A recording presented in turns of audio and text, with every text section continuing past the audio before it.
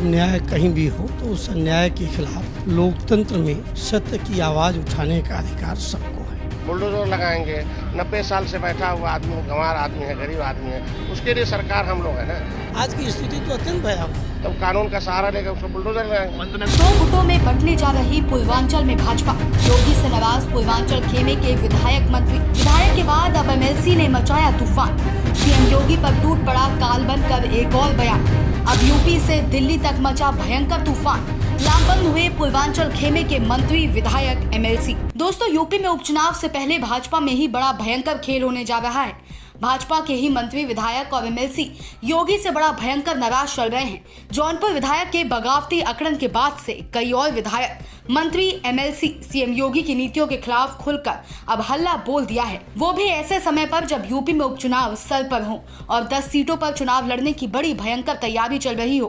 पूर्वांचल खेमे से आने वाले भाजपा विधायक रमेश मिश्रा के बयान के बाद अब गोरखपुर फैजाबाद के एमएलसी देवेंद्र प्रताप सिंह शिक्षकों के डिजिटल हरासगी को लेकर एबीपी न्यूज पर बातचीत के दौरान योगी सरकार के खिलाफ बड़ा भयंकर आरोप लगाया है। इस चिट्ठी का मंतव्य क्या है? अन्याय कहीं भी हो तो उस अन्याय के खिलाफ लोकतंत्र में सत्य की आवाज उठाने का अधिकार सबको है।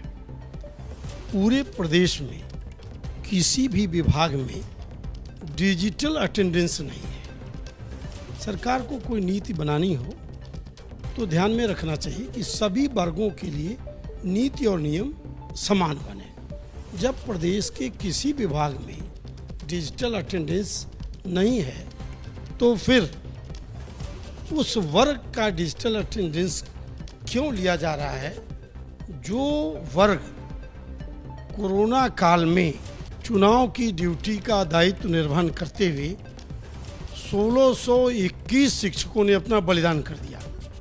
उनके बलिदान को भुलाया नहीं जा सकता। आज की स्थिति तो अत्यंत भयावह है। तमाम विधायक लोग जाते हैं पंचम तल पर और अफसर अपना पैर छुआते हैं। विधायक लोग अफसरों के पैर छूते हैं? विधायक लोग नहीं छूते हैं, अफसर ही उनसे छुआते हैं। अफसर कहते हैं मेरे पैर छू। अरे भाई, अफसर विवश कर देते हैं। विधायिका की कुछ घर में नहीं, इतना मजबूर कर दिया नौकर। संवैधानिक व्यवस्था है कि नौकरशाही को राजनीतिक नेतृत्व के अधीन काम करना है। समझ गए? राजनीतिक नेतृत्व के फैसले को कानूनी जामा पहनाना नौकरशाहों का दायित्व है, लेकिन नौकरशाह मालिक बन बैठे।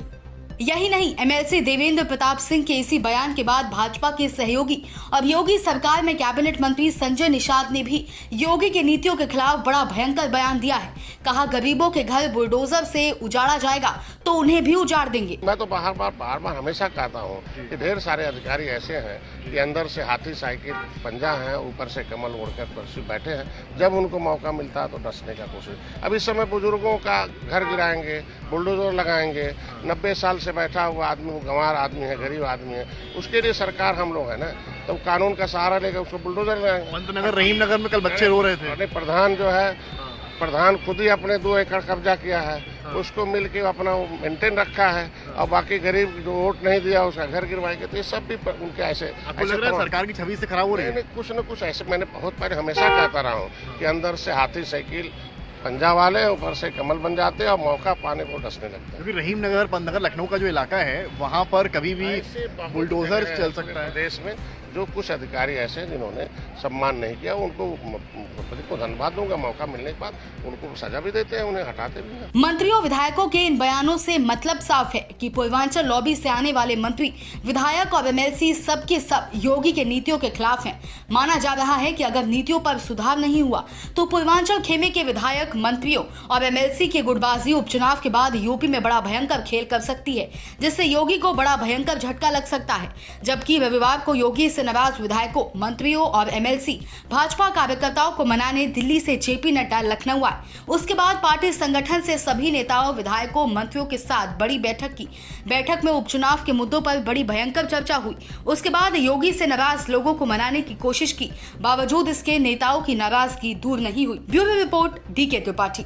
सब्सक्राइब करें साम टीवी, क्योंकि हम आ गए हैं अब आपके बीच। दिखाएंगे सत्ता के वादों और अपराधियों के एक एक कारनामे की हकीकत।